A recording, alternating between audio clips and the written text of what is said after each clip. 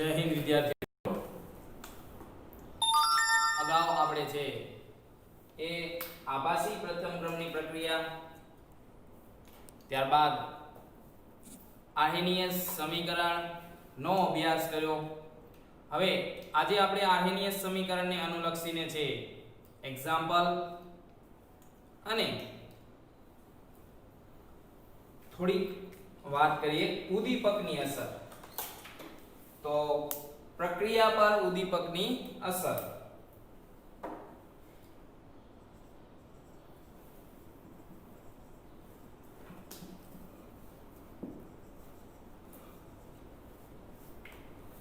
વિદ્યાર્થી મિત્રો, આપણે જાણતા હોઈએ છીએ કે ઉદ્દીપક પ્રક્રિયામાં ભાગ લઈને પ્રક્રિયાનો વેગ આગળ વધારે છે અને પાછો મૂળ સ્થિતિમાં છે એ આવી જતો હોય છે. એટલે અહીંયા ઉદ્દીપકનું કાર્ય છે એ પ્રક્રિયા ઝડપી બનાવવાનું છે, પ્રક્રિયામાં ભાગ લેતો નથી. પ્રક્રિયા છે એ શું બનાવતો હોય છે? ઝડપી બનાવતો હોય છે. કેવી રીતે અને શું શું અસર કરે છે આપણે જોઈએ કે ઉદ્દીપકની અસર શું શું છે. તો આપણે એક પ્રક્રિયા જોઈએ કે ClO3 માટે MnO2 મેંગેનીઝ ડાયોક્સાઇડ ઉદ્દીપકનો આપણે ઉપયોગ કરશું. તો વિદ્યાર્થી મિત્રો, આપણને છે એક KCl + O2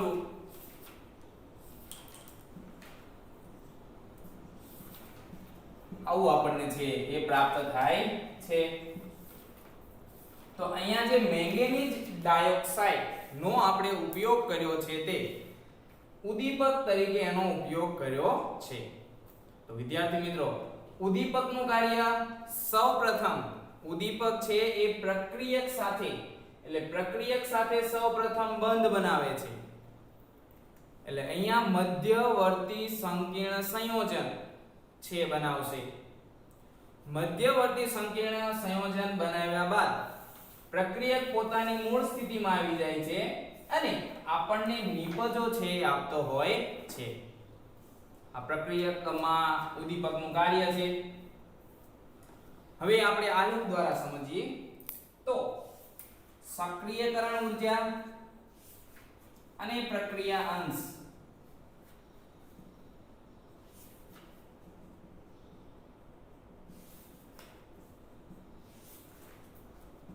સક્રિયકરણ ઊર્જા વિરુદ્ધ આપણે પ્રક્રિયા અંશ કે પ્રક્રિયા અહીંયા અક્ષ નો આલેખ દોરશું. હવે જો ઉદ્દીપક વગર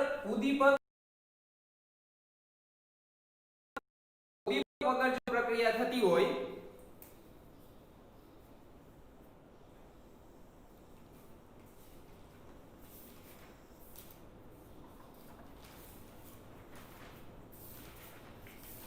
આ ઉદ્દીપક વગર થતી પ્રક્રિયા છે.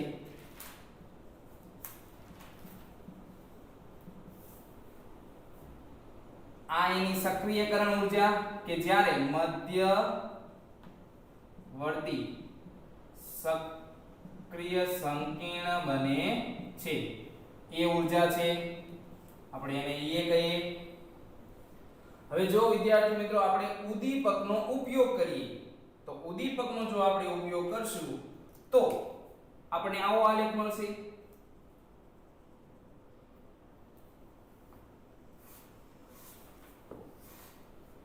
આ ઉદ્દીપકનો આપણે ઉપયોગ કર્યો.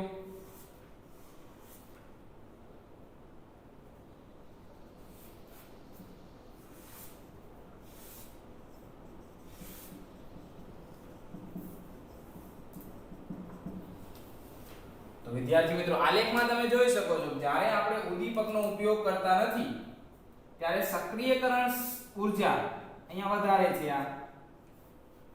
હવે જ્યારે આપણે ઉદ્દીપકનો ઉપયોગ કરીએ છીએ ત્યારે આ આલેખ નીચો આવે છે. અહીંયા તમે જોઈ શકો છો આ આલેખ નીચો એટલે કે સક્રિયકરણ ઊર્જાનું મૂલ્ય નીચું જાય છે. નિપજ તો આપણને આ જ મળે છે. એટલે કે નિપજ ની જે જરૂરી ઊર્જા ફેરફાર છે એમાં કોઈ ફેરફાર નથી થતો, પણ સક્રિયકરણ ઊર્જામાં ઘટાડો થાય છે. તો વિદ્યાર્થી મિત્રો, ઉદ્દીપક છે એ સક્રિયકરણ ઊર્જામાં શું કરે છે? ઘટાડો કરે છે. તો આપણે એવું કહી શકીએ કે ઉદ્દીપકની લાક્ષણિકતાઓ શું શું છે? આપણે ઉદ્દીપકની લાક્ષણિકતાઓ જોઈએ. તો ઉદ્દીપક છે એ અહીંયા જરૂરી ઊર્જામાં કોઈ ફેરફાર નથી કરતો. પ્રક્રિયકમાંથી જે નિપજ પ્રાપ્ત થાય છે એની ઊર્જામાં અહીંયા આપણને કોઈ ફેરફાર જોવા મળતો નથી. આલેખ પરથી તમે જોઈ શકો છો કે અહીંયાથી આ જે ઊર્જા ફેરફાર થયો, આનો અને આનો એન્થાલ્પી ફેરફાર છે એ આપણે ઉદ્દીપક વાપરીએ ત્યારે પણ એટલો છે, ઉદ્દીપક ન વાપરીએ ત્યારે પણ એટલો જ છે. તો એના પરથી આપણે કહી શકીએ કે એની મુક્ત ઊર્જા છે ડેલ્ટા જી. અહીંયા વિદ્યાર્થી મિત્રો ડેલ્ટા જી છે કેવી રહે છે? અચળ રહે છે. એટલે કે મુક્ત ઊર્જામાં કોઈ ફેરફાર જોવા મળતો નથી. આલેખ પરથી આપણે જોઈ શકીએ છીએ આ સક્રિયકરણ ઊર્જા મધ્યવર્તી સંકીર્ણ બને ત્યારે અને આ સક્રિયકરણ ઊર્જા મધ્યવર્તી સંકીર્ણ બને ત્યારે. તો ઉદ્દીપક જ્યારે આપણે વાપર્યો ત્યારે સક્રિયકરણ ઊર્જામાં શું થાય છે?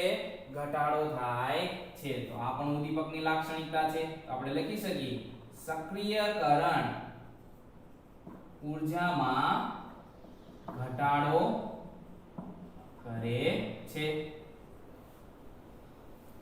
સક્રિયકરણ ઊર્જામાં ઘટાડો કરશે. હવે કે ઉદ્દીપક છે પ્રતિવર્તી પ્રક્રિયા માટે અને અપ્રતિવર્તી પ્રક્રિયા માટે બંને માટે સમાન હોય છે. તો ઉદ્દીપક પ્રતિવર્તી અને અપ્રતિવર્તી પ્રક્રિયાઓ માટે સમાન હોય છે. ત્યારબાદ સંતુલન અચળાંક. તો અગાઉ આપણે ધોરણ 11 સાયન્સ ની અંદર જોઈ ગયા કે સંતુલન અચળાંક પર ઉદ્દીપકની કોઈ અસર થતી નથી. તો અહીંયા પણ આપણે એ જ લાક્ષણિકતા કે સંતુલન અચળાંક અચળ રહે છે. હવે જે સ્વયંસ્ફુરિત પ્રક્રિયાઓ છે એટલે કે આપમેળે થતી રાસાયણિક પ્રક્રિયાઓ, તો સ્વયંસ્ફુરિત પ્રક્રિયાઓ માટે જ આપણે ઉદ્દીપકનો ઉપયોગ કરી શકીએ છીએ. અહીંયા વિદ્યાર્થી મિત્રો બિન સ્વયંસ્ફુરિત પ્રક્રિયાઓ માટે આપણે ઉદ્દીપકનો ઉપયોગ કરી શકતા નથી. તો ઉદ્દીપક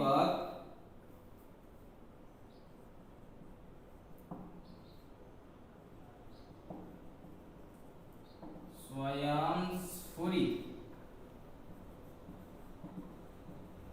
પ્રક્રિયાઓ માટે કરી શકાય છે. બિન સ્વયંસ્ફુરિત પ્રક્રિયા માટે કરી શકાય નહીં.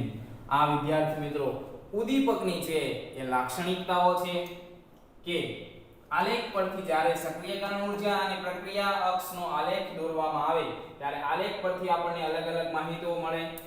ડેલ્ટા જી છે અચળ રહે છે એટલે કે મુક્ત ઊર્જા ફેરફાર છે અચળ રહે છે.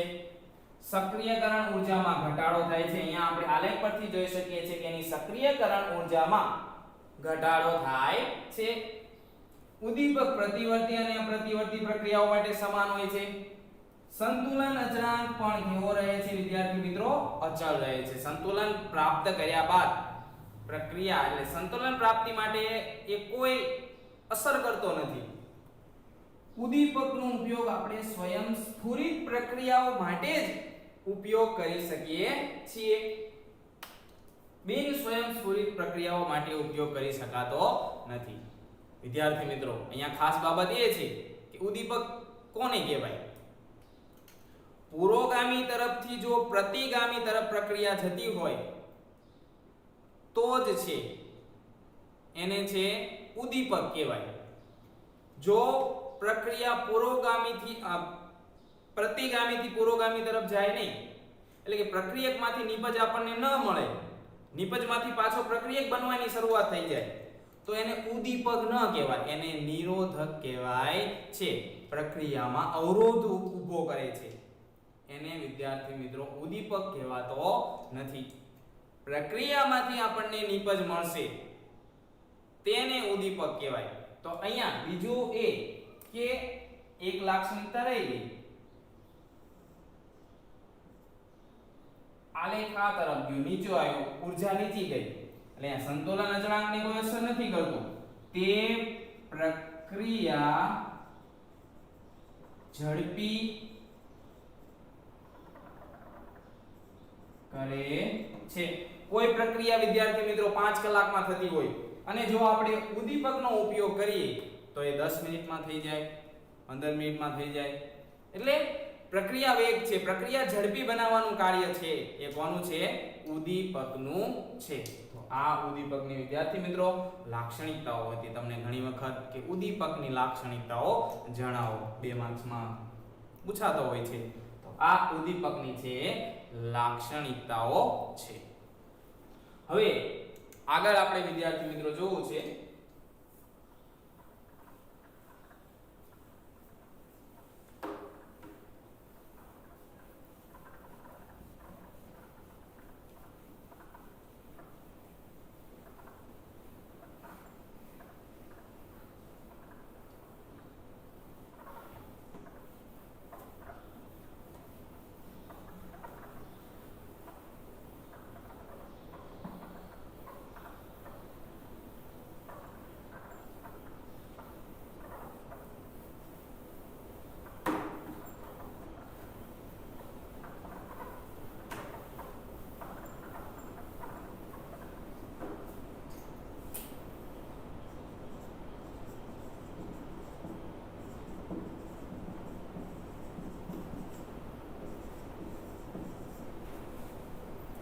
પ્રક્રિયા પર સંઘાત અસર નો આપણે અભ્યાસ કરવો છે.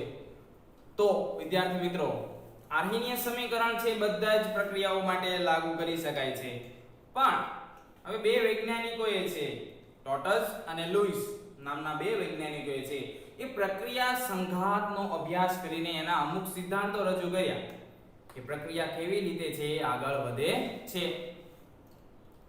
તો આ બે વૈજ્ઞાનિકોએ છે એ શું રજૂઆત કરી, શું અનુમાન કર્યું? તો પ્રક્રિયકો જે છે એના અણુ ગોળા સ્વરૂપે હોય છે આવી એને ધારણા કરી, અનુમાન લગાવ્યું કે પ્રક્રિયકો છે એ કેવા હોય છે?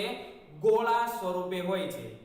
હવે ગોળા સ્વરૂપે અને એની અથડામણો થાય ત્યારે પ્રક્રિયા વેગ, તો અહીંયા ધારો કે આપણી પાસે બે પ્રક્રિયકો છે A + B અને આપણને છે શું મળે છે? નિપજ કોઈ મળે છે. પ્રક્રિયકો છે એને ગોળા સ્વરૂપે છે એ ધાર્યા ત્યારે એનું પ્રક્રિયા વેગ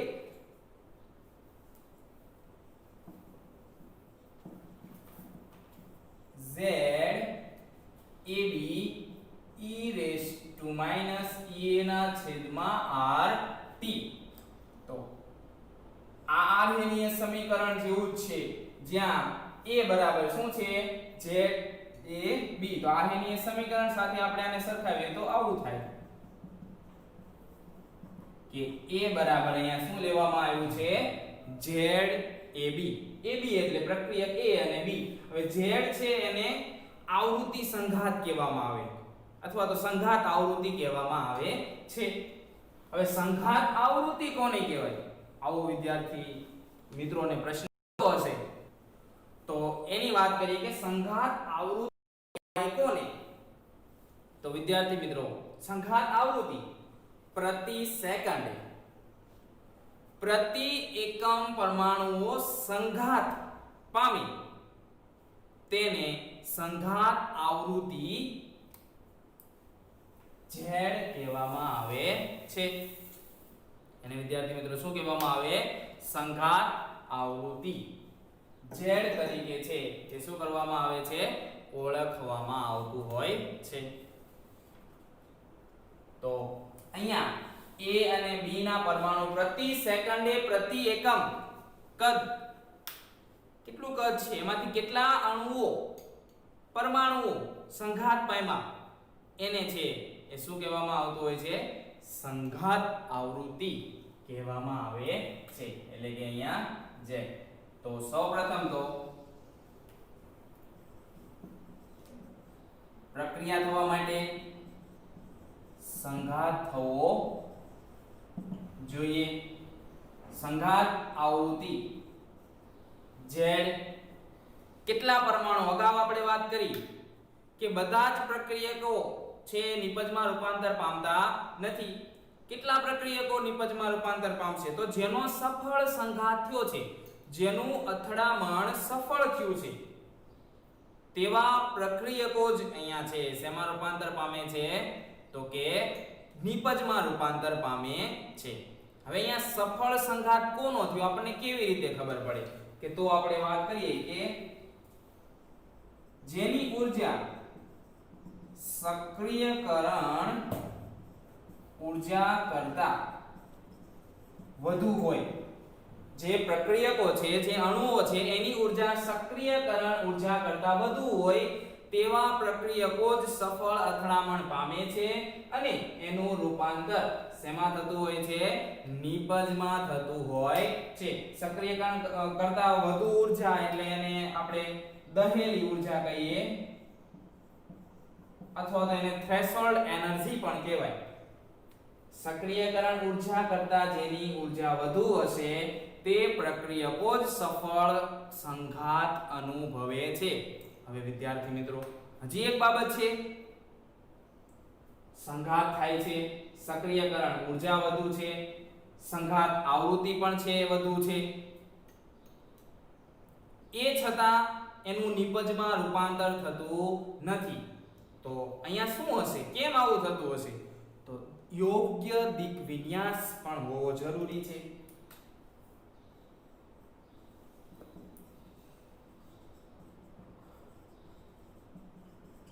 વિદ્યાર્થી મિત્રો આપણે નખત્રાણાથી માતાના મઢે જવું છે અને આપણે છે એ ઘરેથી નીકળીને ભુજ તરફ જો પ્રયાણ કરશું, આપણી ઊર્જા પણ બરોબર છે, આપણે જવું છે, નક્કી કરીએ છીએ કે માતાના મઢ તરફ જવું છે, પણ આપણે છે એ ભુજ તરફ પ્રયાણ કરશું, આપણી યોગ્ય દિશા નહીં હોય તો ત્યાં આપણે માતાના મઢ સુધી પહોંચી શકશું નહીં. પ્રક્રિયકોનું પણ આવું જ છે. જો એનો દિક વિન્યાસ કેતા યોગ્ય દિશા, જો યોગ્ય દિશા હશે નહીં તો વિદ્યાર્થી મિત્રો પ્રક્રિયકમાંથી A + B માંથી આપણને પ્રોડક્ટ નહીં મળે. એટલે યોગ્ય દિક વિન્યાસ પણ હોવો જરૂરી છે. આપણે બુક્સમાં ઉદાહરણ આપ્યું છે, તમે બુક્સમાં છે જોશો તો તમને એક ઉદાહરણ આપ્યું છે, બ્રોમોમિથેન નું OH સાથે આપણે પ્રક્રિયા કરશું તો જો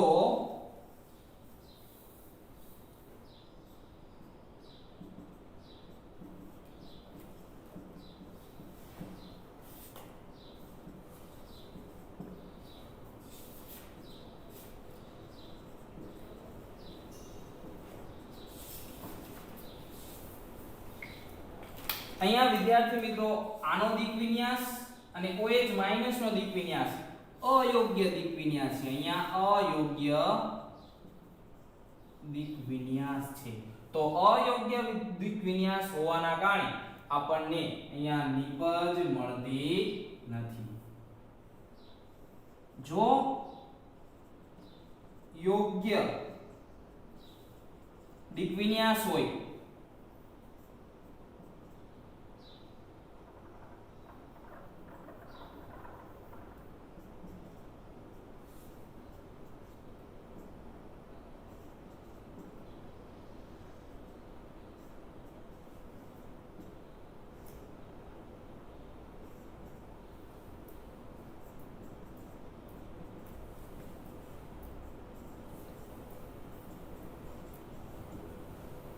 જો વિદ્યાર્થી મિત્રો અહીંયા યોગ્ય દિક વિન્યાસ એટલે કે OH છે જો યોગ્ય જગ્યાએ જોડાય, અહીંયા મધ્યવર્તી સંકીર્ણ સંયોજન બનાવ્યું, યોગ્ય જગ્યાએ જોડાયને તો આપણને છે એ બ્રોમોમિથેન માંથી છે મિથેનોલ પ્રાપ્ત થતો હોય છે.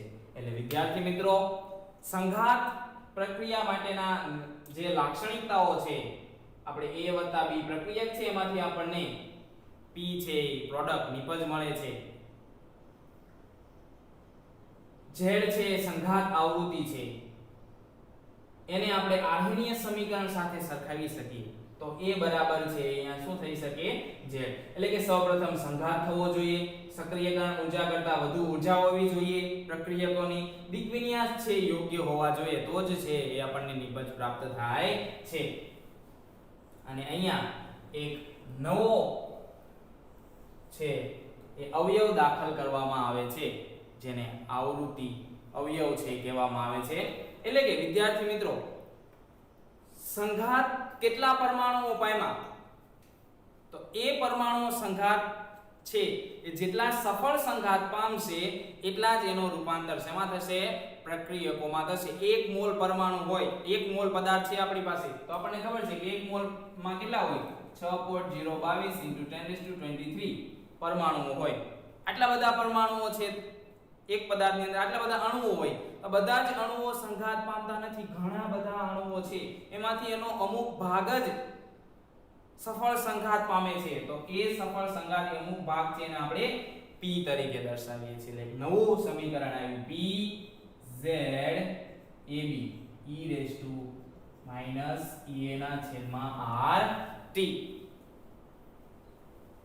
આના પરથી આપણે કહી શકીએ કે કેટલી આપણને નિપજ છે મળશે, કેટલા વેગથી છે આપણને નિપજ છે પ્રાપ્ત થાય છે. તો આ ટોટસ અને લુઈસ નામના વૈજ્ઞાનિકોએ છે સંઘાત લાક્ષણિકતાઓ છે એ સૂચવી હતી. આ છતાં આમાં ઘણી બધી ખામીઓ જોવા મળી કે પરમાણુઓ છે એને ગોળા કલ્પી લેવામાં આવ્યા, એ દરેક વખતે છે યોગ્ય હોતું નથી. આવી એની અમુક ખામીઓ રહી ગઈ. આ ખામીઓ તમે ઉચ્ચ ધોરણમાં જ્યારે અભ્યાસ કરશો ત્યારે એના વિશે છે અભ્યાસ કરવાનો આવશે.